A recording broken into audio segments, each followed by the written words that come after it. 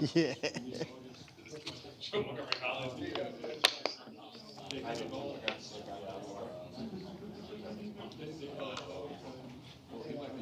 Next time you talk to your boyfriend,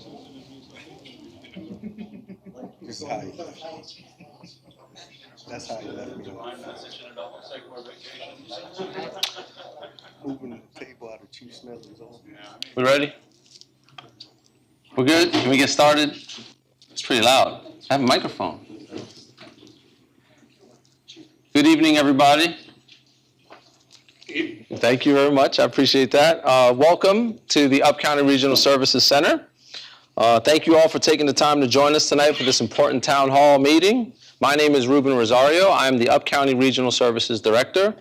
A lot of people don't know exactly what that is, so I'll tell you, it's an extension of the County Executive's Office. We work hand in hand with County Council and, like many people in the room, ultimately for the community. We serve as a liaison between all county government services and community needs, and that comes in a lot of different shapes and forms. People say, what's the Up-County? The Up-County is about half of the county's landmass, represents 250 square miles, about 18 different municipalities wouldn't completely be right, but communities, towns, cities, 18 different ones, going from Shady Grove Road in Gaithersburg all the way up to the Frederick line, and east-west from Laytonsville all the way over to the Potomac River and Poolsville. So it's a very large area. We also serve about 350,000 residents. It's a privilege to welcome you on behalf of Montgomery County Fire Rescue. Thank you so much for being here, and our community leaders. We're here tonight because we share a common goal, and that's to ensure the safety, well-being, and resilience of all of our neighborhoods. Whether you're a resident, a business owner, a community advocate, or a first responder, your voice matters, and your participation in conversations like the one we're going to have tonight help us build stronger and more responsive public safety services. Our fire rescue personnel are not just emergency responders, they're educators, neighbors, and public servants that are dedicated to protecting lives and property each and every day. Tonight, we have the opportunity to engage directly with our fire rescue leaders, ask questions, raise concerns, and learn more about the work that they do. And trust me, it's very broad. We also get a chance as a community to figure out how we can support and partner with them. You'll hear updates on recent initiatives, response efforts, fire prevention strategies, and community outreach programs. Most importantly, we'll open the floor for feedback because effective public safety is built on trust, communication, and collaboration, all things that Chief Smedley himself has said before. Before we begin, I want to extend a sincere thank you to the men and women of Montgomery County Fire Rescue who are here. Your unwavering commitment and service is just a wonderful, beautiful blessing to the community. Thank you so much. I've seen it in action so many times. With that, we'll get started. I'd like to welcome Chief Corey Smedley, who's an outstanding leader who has dedicated his career to public safety and service. I think over 33 and a half years of service. So you're just getting started. You have a strong commitment to innovation, transparency, community engagement. That's been obvious since you got here over a year ago. And under your leadership, Montgomery County Fire and Rescue continues to thrive and be just a shining star for public service here in Montgomery County. So at this point, if you'd like to share a few remarks. Yeah, so is it okay if I sit down? I wanted this to be more conversational. So it's okay if I sit down and engage with everybody? Is that okay? I see some heads shaking, so That's a good idea. Thank you for that. So as Ruben said, I'm Corey Smedley. 30 years in the fire service, and then 3 years before that, I started my public safety journey serving my country or our country in Army Reserve. So I've been in a uniform pretty much my entire adult life, or a uniform or another. Why do I keep doing this is really, I think this is my ministry. It's my ministry because I really enjoy helping people.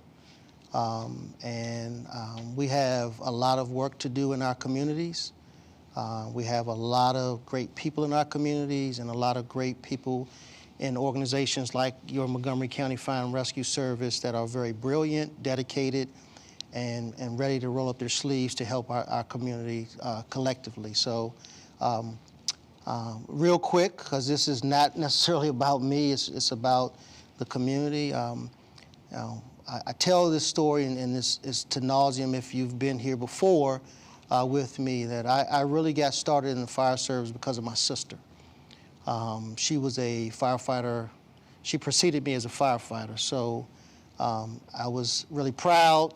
That got me excited. I drank the Kool-Aid, and I've been drinking the Kool-Aid ever since, loving this profession. It never is mundane. It's always something new. You meet amazing people. I like to share because I've talked to him several times. I just got back from International Association of Fire Chiefs Conference, and while I'm there, I got a call from Mr. Higgins. Mr. Higgins called me to see how I was doing and how the department is doing. I thought that was really touching because he's checking on me, and he had a significant loss of his son. That's the kind of community and the family that you have in your fire service, and we want to make sure that we continue to share that love and dedication with each other. So that's kind of my story, and I'm ready to get into it. That's awesome. Thank you so much. So maybe we'll just start with some of the basics, right? So could you just tell us a little bit about the structure of fire rescue and divisions and such, and what their responsibilities are? Absolutely, and we have many of our team in the audience so there are 5 major divisions in your Montgomery County Fire and Rescue. One is operations. Your operations division is led by Chief Cooper. His executive officer is Chief Fabrizio. That's the lion's share of the organization. That's the people, the firefighters and paramedics out in our 37 fire stations serving the community and responding to calls. We also have our division of support services with Chief Bailey. Everything that keeps us running, whether it's our fleet, our stations, our supplies, our information technology, so many different things to make sure that we have the infrastructure and other tools and equipment to be able to serve the community. We have fiscal management. We can't do anything without the budget. Division Chief Del Pozo is our division chief of that. We have about a $311 million budget that we are responsible for to be fiscally prudent with our public funds to make sure that we're using our resources wisely, and we'll get into that a little later. We have, let me see, Division Chief Howard, Human Resources Division. You can imagine what's that. That's our people, making sure that the benefits are the way they're supposed to be, their classifications are in order. We do a lot of things to make sure that our people are taken care of in that space. Health and safety falls under human resources. Who am I missing? Volunteer Services Chief is not here, but Chief Kelly is our Volunteer Services Chief, and we have 19 local fire and rescue departments in the Montgomery County combination career volunteer system. Totals a little under 3,000, about 2,700 career and volunteer and civilian employees. Who am I missing, team? Obviously, the Office of the Fire Chief. There are many people, and I'm not going to say everybody's name, but we have many people that help out with recruitment, with ensuring that we have diversity, equity, and inclusion spaces that are helpful to everyone. We have a lot of support staff that are behind the scenes making things happen. We have our planning and accreditation manager, Dr. Schultz, who help us stay accredited, which is a continuous improvement process, but also a lot of looking at our performance metrics on how are we doing with what we say we could do within our mission, and we make those adjustments accordingly based off her work and her team's work. Community Action Team and Community Risk Reduction, we have Beth Ann and Lieutenant Irv Smith. And then we have our infamous 1075. That's our internal media team that helps us with our brand and get the information out to the community. Nice. Well, thank you to all of the people in the room that were recognized. That your work is very, very important to all of us. You mentioned volunteer workers. Yeah, yeah. So can you just share a little bit about how full-time staff and volunteer workers, how sort of that combination works? I think a lot of people don't know. So just so you have employees and you have volunteer members, and then on each side you have people that are certified as firefighters and paramedics that are actually our first responders responding to emergencies, just like you have support staff behind the scenes doing things on both sides, on the career and volunteer side, as well as a civilian contingent of subject matter experts in different disciplines, whether it's information technology, fiscal, or otherwise is helping. And it's a combination system. We are actually one of the largest combination systems in the country. Most of your fire service in North America or in the United States is made up of volunteers. So it started where there was a need and there was nothing to fulfill that need, and that's when the community got together to become volunteers. And as the growth in your jurisdictions occurred, you needed more full-time resources to do that. So you see a lot of your career onlys in your cities, and then in your suburbs you have most of the time career in combination, and then in your rural areas you have mostly volunteers. So we work side to side. We may wear different patches based on if you're a career or belong to a local fire or rescue department, but we go through this exact same training so that we're confident that no matter what patch you wear, that you're able to handle the situation that presents itself. That's great. That's really great. How many stations did you say you have? We have 37 stations across the county. We need about 315 people during the daytime to staff our apparatus and about 308 at night to staff them. So our call volume is steadily increasing. One thing I want to highlight is that our call volume is increasing and increasing more with a pace faster than the population is demanding of us. So we're running more calls even though it's not always attached to our population growth.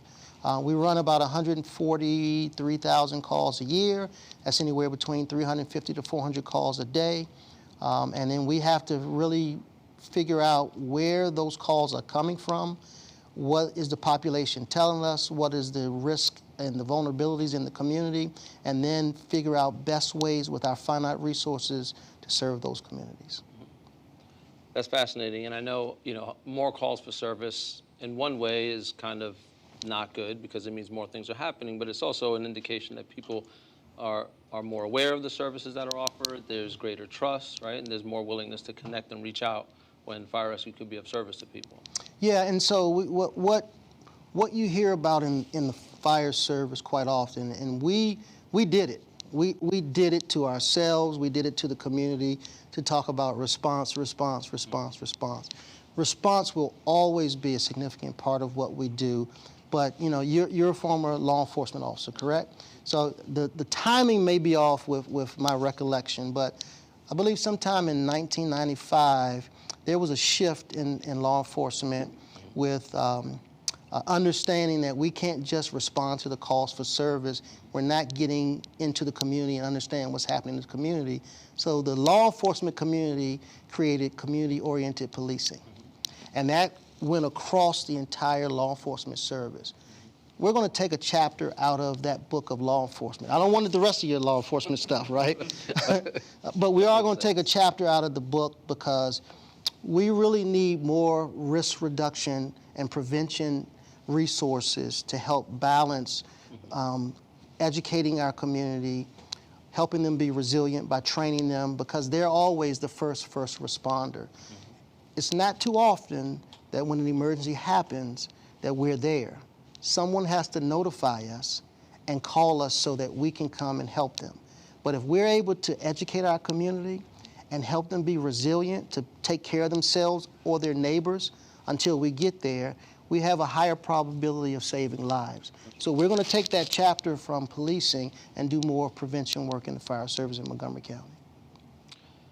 That's pretty great. It's kind of a mic drop moment in the middle of a conversation. I don't know. Yeah, if there was one, I would just drop it. Then we got to keep going. So, so you mentioned, obviously, you mentioned education and things like that, preparing the community, helping them be more resilient. Can you unpack a little bit, what some of those initiatives or, how you've been trying to expand the footprint in terms of education for the community?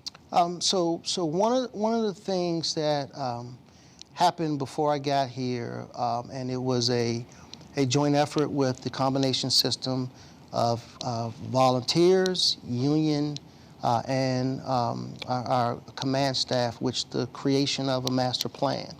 It's a 6-year master plan, and it got approved by council in April of 2024. That master plan is a framework on how we're going to approach our mission within the community. So some of that had to do with looking at where there's disparate deployment in the county. And so as an example, there are stations that have been here for 100 years. Well, the community has changed over those 100 years, but I just can't pick up a station and move it where it makes most sense. So we're looking at the resources in that station to move them to better serve the community. That's an example. An example is also using the Center for Disease Control Social Vulnerability Index and identifying those vulnerable populations and seeing what's going on with them. And then figuring out ways that we can evaluate how we can educate them, connect them to the resources that there's a primary resource better suited to serve their need than the fire department responding to them, and then figuring out how to help them. And then there is training them. So we're realizing that our seniors are living longer in place. My mom's 84, and quite often she wants to change her throw rugs. And I'm saying to her, Mom, I don't want you to have these rugs because you're going to trip and fall, and what we see in our business is a lot of fall. So we do fall prevention with our prevention resources. We know that heart attacks happen. We know, unfortunately, that if you bleed out, you have a higher probability of not surviving. And we know that, unfortunately, that there's some drugs in the community that we need to put things that reverse what those drugs do to you. So our community action team is out there doing hands-only CPR, and we have resources tonight to be able to show our community. We do training with Stop the Bleed so that when something happens, as a resident layperson, you can learn how to help someone stop from bleeding out until we get there. And then there's Narcan administration. So if you take an opioid, which reduces your respiratory drive, when you reduce your respiratory drive, you no longer breathe, your heart rate doesn't happen, you start to die. That reverses that so that we can get you into a better place and stabilize you until we can get you to a higher definitive care. So those are some of the things that we look at as it relates to how we educate and how we help our community be resilient to be able to do something until we get there to be able to help them. That's amazing. I mean, you guys have heard this before, but it's nothing short of heroism, really. I mean, the things, the educating and then actually responding yourself to those things are just pretty incredible. I know one of the things up here in the Up County that comes up quite a bit is the density or lack of density in terms of population. Sometimes your neighborhoods, they feel very spread out, right? People want walkable neighborhoods, all sorts. I won't get into a planning discussion, but we'll be here all night. But with homes being more spread out than, for example, areas in the southern half of the county, how does that sort of decision, as you mentioned before, with a fire station or not, and how many workers, like what are the considerations in all of that? How does that work? So you look at the risk, right? There are risks with roadway design, right? What do you need for the risk on the roadway? We know that you have vehicle accidents, you have hazardous material releases, because most of your hazard materials are carried on the roadway. You look at when the what infrastructures you have there, whether it's single-family homes, multifamily homes, different types of businesses. How is it zoned? The ag region, so there could be some chemicals there. So you look at the vulnerabilities. When was the home built? Was it built during the time when the legislation said you needed certain fire protection systems in it, or was it built when it wasn't?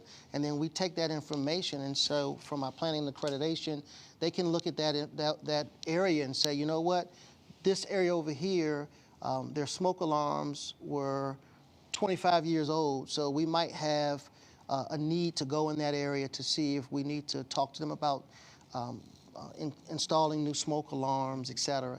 So those are the kind of things, some of the things that we look at as it relates to what do we need to understand about the vulnerabilities in the community, what types of stations as it relates to not only what's existing now, but what we need to think about for the growth that's coming, and then what resources we put strategically around that to cover those risks that we have identified. That's really good. I want to take a quick minute. I don't know if any of the questions that I've said have sparked a thought or a question for anyone in the room, but feel free to just either stand up or wave your hand or cough really loud or do whatever you want to do to get some attention, and you can ask your question. You don't have to just observe a conversation, but I do have some more questions. So I'll feel like a sort of She's burning. pregnant pause. Okay, there we go. Well, I do have a question since you brought up hazmat. I live near the railroad track, and I know that I see a lot of chemical cars going by, and of course we all know what happened in Palestine, Ohio. So they say that they're newer chemical cars that are safer, but I see the old ones on these trains. There are a lot of trains that go by. So my question is, do you have a hazmat equipment to, and I've also seen derailments. We've been living here a long time. That's a good derailment southeast of the train station and one up at Floyd, since we've been living here. So do you have the equipment to deal with a derailment and a leakage from these chemical cars and the specially trained people take care of? I have my operations team here as well, but the answer to your question is yes. So there is, we are considered an all hazards department. However, we're still going to need help.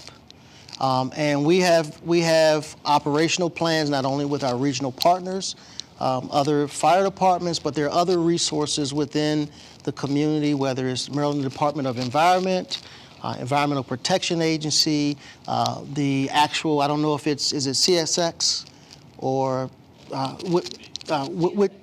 whichever train company exists, we also partner with them to help mitigate that emergency. So you're going to have a couple of things. Always life safety. We got that.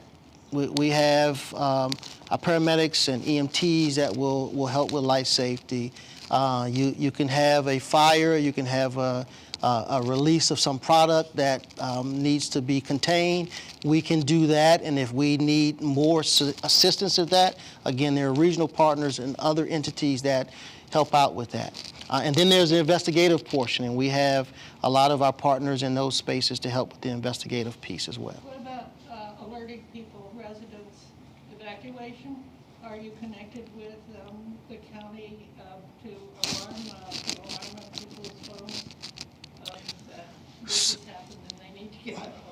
Yes, ma'am. So we work with we have our Emergency Communications Center, and we also have our Office of Emergency Management to help us notify the community. We also have our Public Information Officer in the back that will work with our news stations to also help get that information out. So there are different channels that we use to make sure that we notify our community.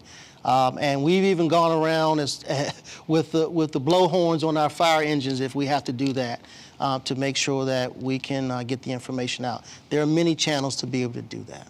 One thing I would say with that, please sign up for our alerting system, because that's a way to help get that information quickly. Yes, sir. So I understand, first of all, thank you for being here, and thank you and all of you for your service. Certainly appreciate you keeping us all safe. I understand our law enforcement have a serious staffing challenges right now. Is your department also facing challenges in terms of getting folks to enter and, and follow through the career? No, sir. As a matter of fact, I met with our background investigator team today. We have a great problem. Our last recruitment, our recruitment battalion chief Gibson is sitting over here. Our last recruitment effort, we had 1,619 applicants apply. Now that number is going to dwindle as they get through the process, but your Montgomery County Fire and Rescue Department does not have a recruitment and retention problem. Here's why. One reason is because the department is attractive to people interested in the fire service. With the exception of an aviation unit, we have everything else that you would want to do in the fire service. Two, your county government takes care of its employees, not only with a competitive wage, but also a very attractive benefit package. So those are some of the things that people want to raise their hand and come to Montgomery County Fire and Rescue, and you should be very proud of that. Glad to hear that. Thank you. Mm-hmm.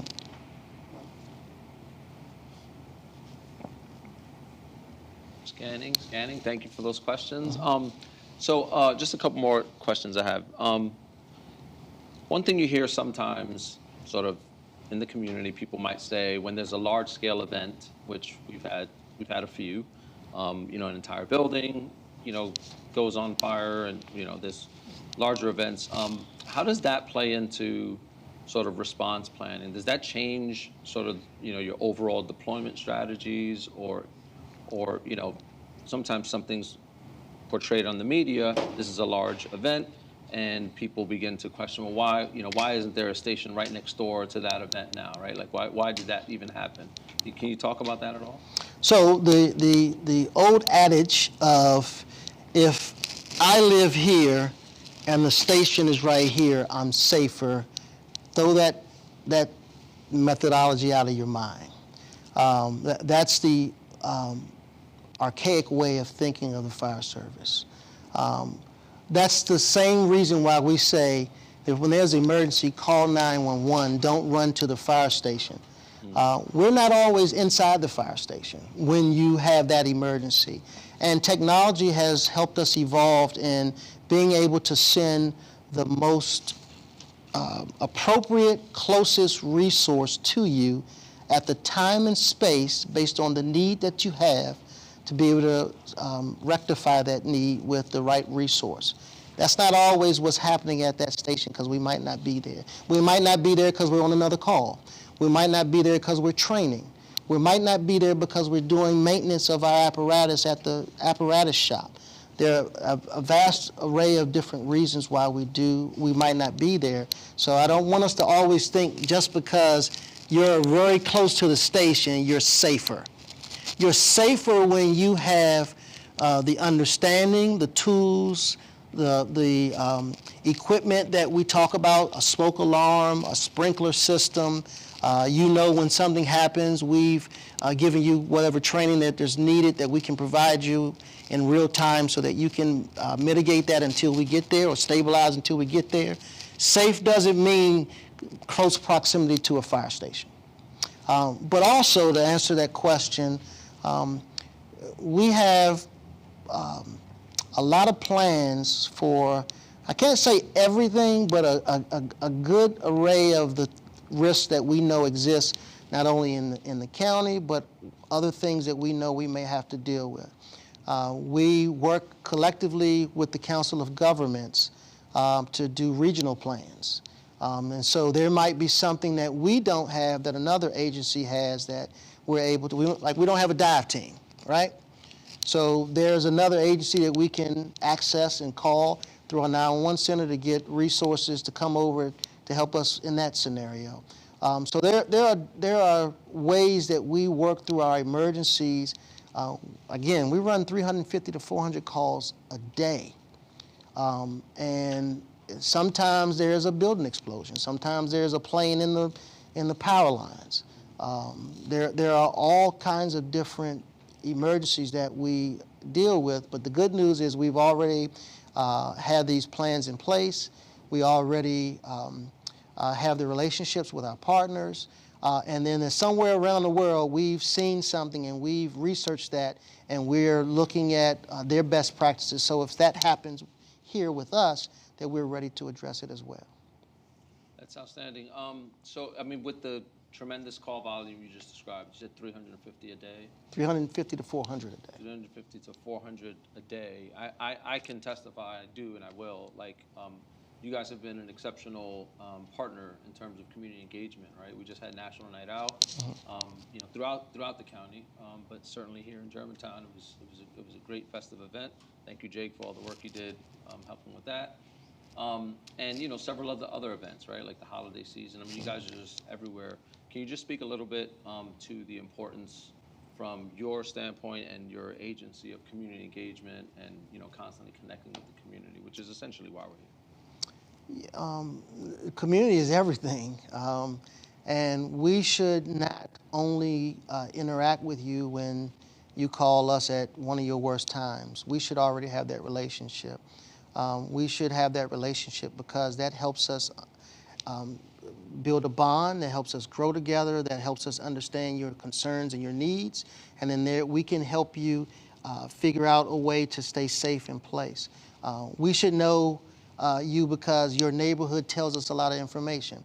A lot of neighborhoods are built the same way, so we know the layout of the floor plans. So if an emergency does happen, we know exactly what to do, where to go, and how to best mitigate that as quickly as possible. So relationships with the fire service and the community is one, really, we want to understand what your needs are. We want to understand what you understand about your fire department. And we want to advocate collectively to go get the things that we need to be able to keep you safe. So that relationship is critical, and it's critical before the emergency happens. Yeah, absolutely. I mean, we've seen that firsthand. You know, every region has a Citizens Advisory Board. We have one up here. It's called the Up County Citizens Advisory Board, go figure. And we had people come out from your agency who did an exceptional job, the chief up here and his staff, and just the communication was great. And what people were really, you know, taken aback or surprised about, and very, very pleasantly so, was the number of services outside of just responding to fires that fire rescue offers, the number of programs, the different ways they can help before an emergency. It really had a huge impact. Hey, for example, I can't find her. Beth Ann is over there. So Beth Ann is the manager for community risk reduction. How many child safety seats do we give out a year? We provide over 2,000 educational sessions and 500 car seats to vulnerable families. So that's not something that might be widely known. Right. We know that there's crashes aren't decreasing, and so we can't stop them. They're building cars better, but we're also doing what we can to help our little ones in the vehicles to stay safe in the event that they have an accident. So that's just another example of some of the things that you don't necessarily hear that all the time.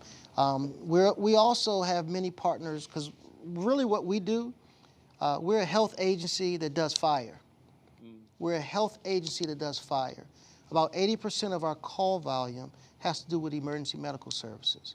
So if we have about 1.1 million residents and we're running 143,000 calls, and 80% of those calls are EMS, we have, 6, 7 receiving facilities, hospitals within our region.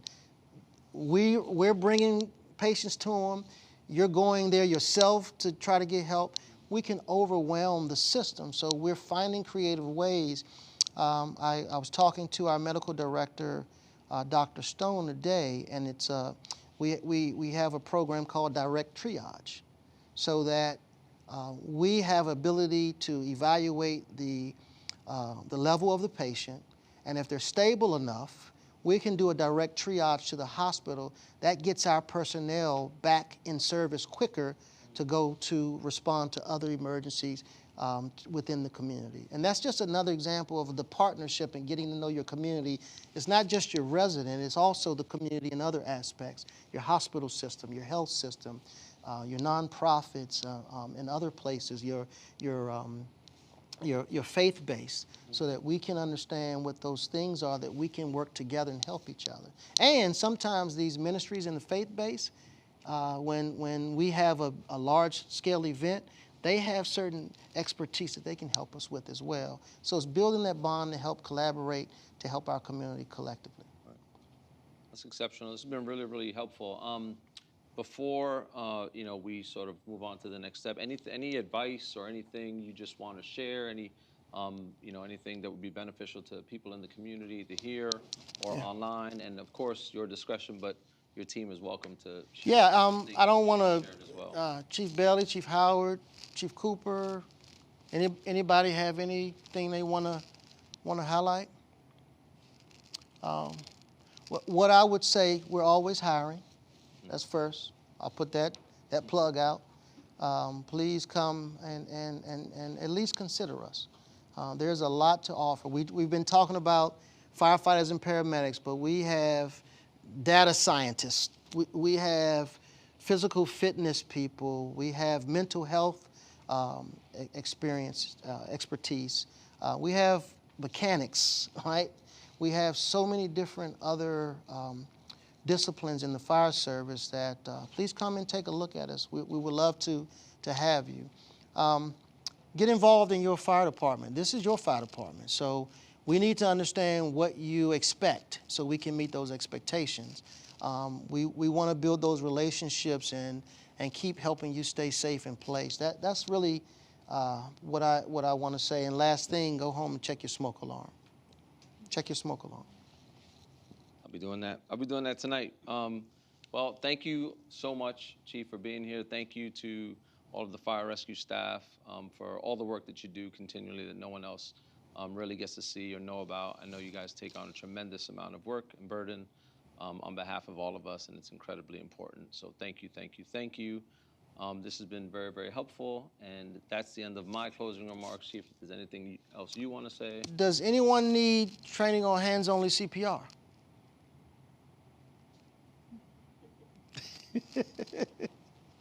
No? Need 160,000 people.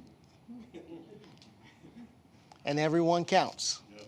Everyone counts. No, I just appreciate the community's time that's here present and online. We're always here for you. We wanted to do this just to start the conversation. This is our beginning. We have a lot more work to do to engage with our community, because we really want to know what's important to you so we can meet that expectation. Absolutely. Thank you, Chief. All right, thank you. Very much.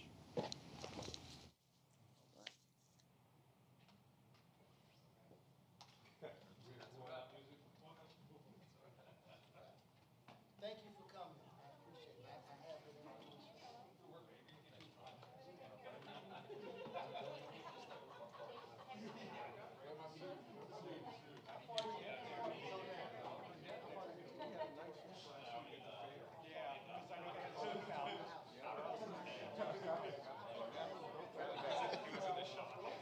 Was he? The hair was shining. We got to do some art on that thing, man.